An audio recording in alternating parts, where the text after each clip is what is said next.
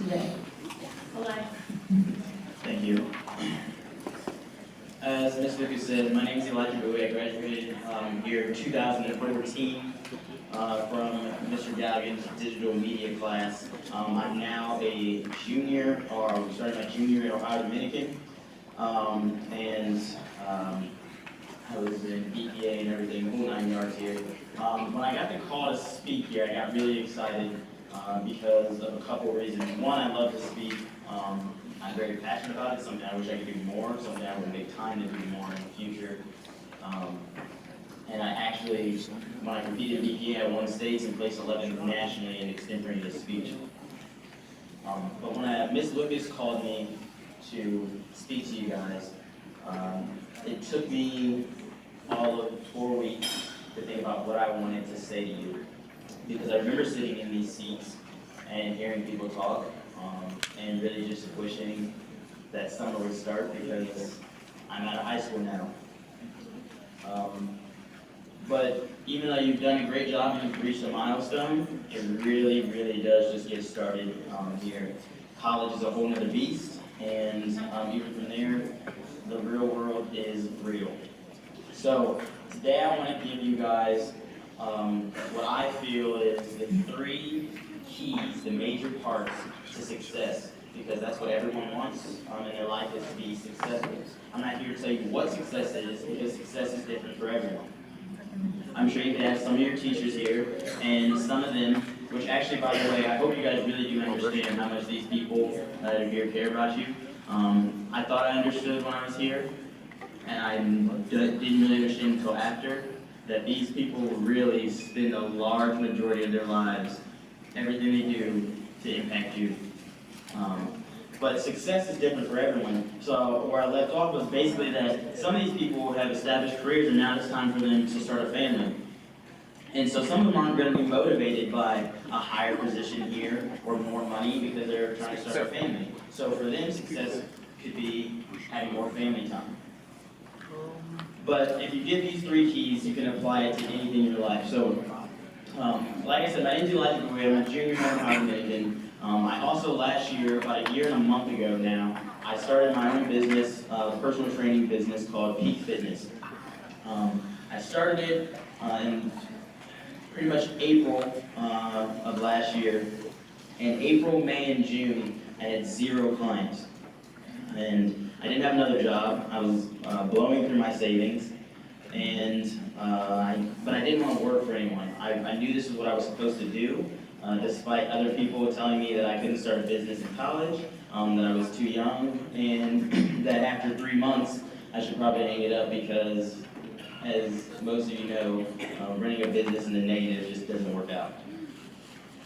Today, at the end of this week, I'll be hiring my 2nd employee. We work with 30 plus people, and we're valued at a 6-figure valuation for our business. And some people would say that's success, and I say we're just getting started. I don't say that to brag. I say that to give context into the 3 keys that I learned for success in my life, and why I feel I'll always be successful, and what I try to teach my employees, and what I want to share with you. The first key to success is self-awareness. If there is one thing that I can give anybody in the world, it would be self-awareness.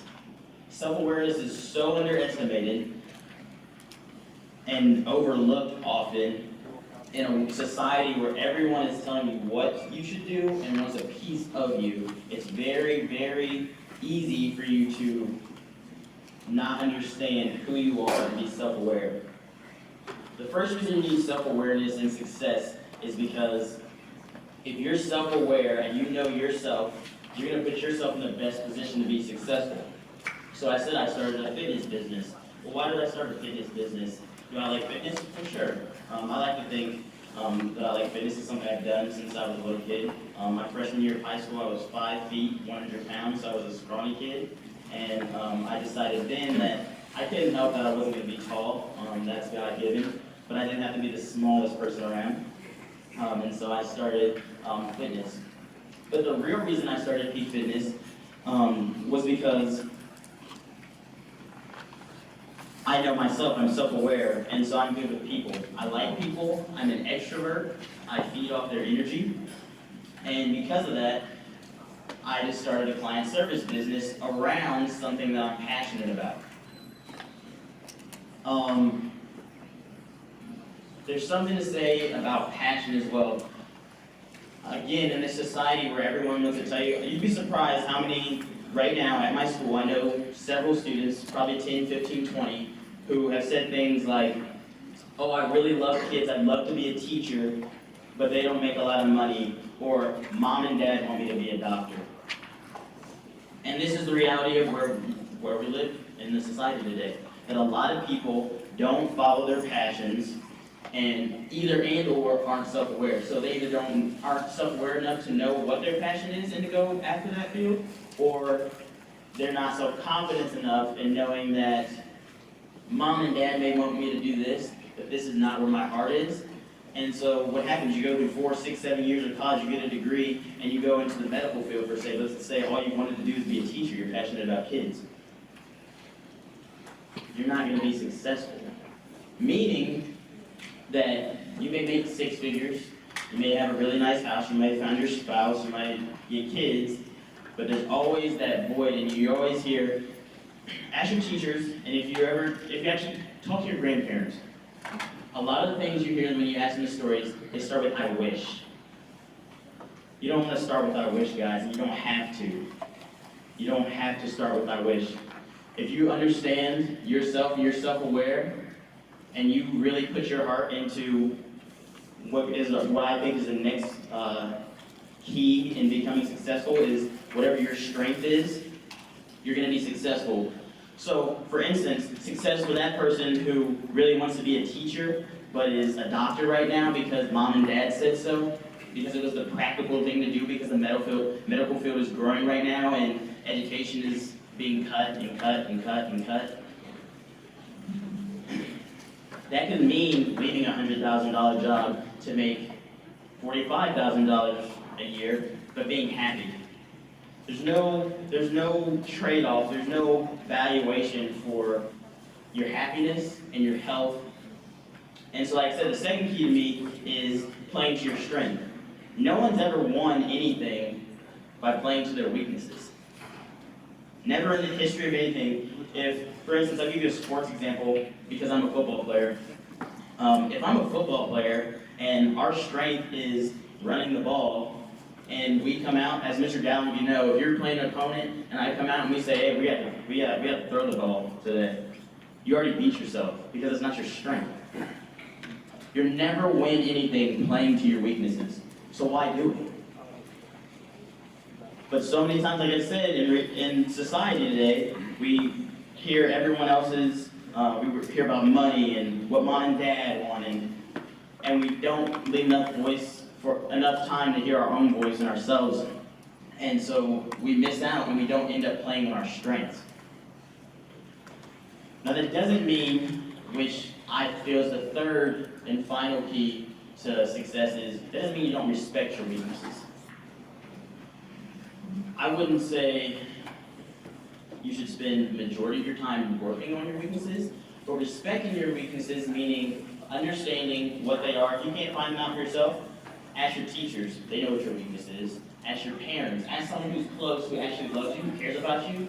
Ask them what your weaknesses are. It sucks, nobody wants to know what their weakness is. But if you actually understand and know what your weakness is, you're gonna be so much better off. I know what my weaknesses are. And so what do? I respect my weaknesses, and so you surround yourself with people whose strength is your weakness. So like I said, I'm hiring my second employee, and I'm really good with people.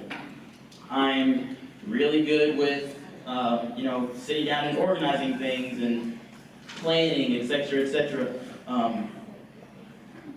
But if some of my weaknesses are, some of my weaknesses would be working with specific people. Would be with, for instance, the first employee I hired, her name is Bryn England. She's a 19-year-old ballet dancer, and for me, I know all about fitness. So I can sit here and I can say, this is what we're going to do, and I can demonstrate the exercise, and I walk away, and to me, I've explained it perfectly in my head to you.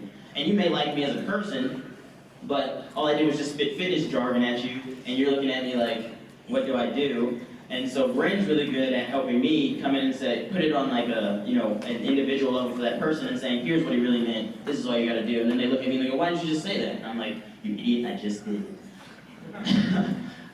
But I found that out, that's one of my weaknesses. Now if I want to be successful, I have to surround myself with people who are strong at where I'm weak at.